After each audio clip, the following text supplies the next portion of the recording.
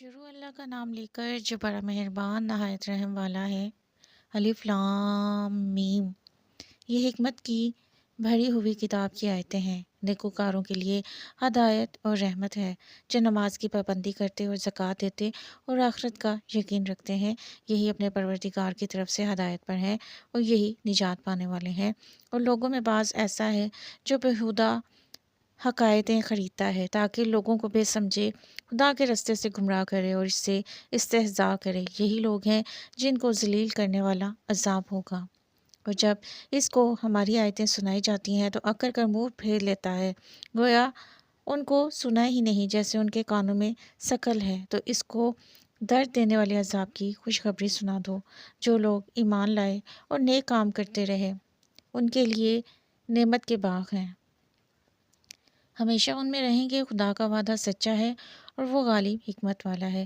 اسی نے آسمانوں کو ستونوں کے بغیر پیدا کیا، جیسا کہ تم دیکھتے ہو، اور زمین پر پہاڑ بنا کر رکھ دیے تاکہ تم کو ہلا نہ دے، اور اس میں ہر طرح کے جانور پھیلا دیے۔ اور ہم نے ہی آسمان سے پانی نازل کیا، پھر اس میں ہر قسم کی نفیس چیزیں اگائیں۔ یہ تو خدا کی پیدائش ہے۔ تو مجھے دکھاؤ کہ خدا کے سوا جو لوگ ہیں انہوں نے کیا پیدا کیا ہے۔ حقیقت یہ ہے کہ یہ ظالم سری گمراہی میں ہے۔ اور ہم نے لقمان کو دانائی بخشی کہ خدا کا شکر کرو، اور جو شخص شکر کرتا ہے تو اپنے ہی فائدے کے لیے شکر کرتا ہے، اور جو ناشکری کرتا ہے تو خدا بھی بے پرواہ اور سزاوار حمد و ثنا ہے۔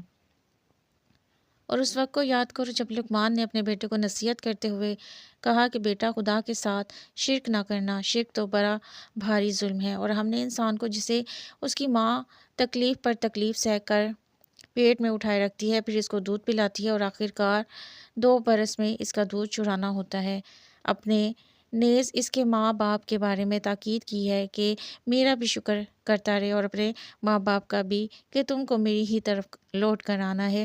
اور اگر وہ تیرے در پہ ہوں کہ تو میرے ساتھ کسی ایسی چیز کو شریک کرے جس کا تجھے کچھ بھی علم نہیں، تو ان کا کہا نہ ماننا، ہاں دنیا کے کاموں میں ان کا اچھی طرح ساتھ دینا، اور جو شخص میری طرف رجوع لائے اس کے رستے پر چلنا، پھر تم کو میری طرف لوٹ کر آنا ہے۔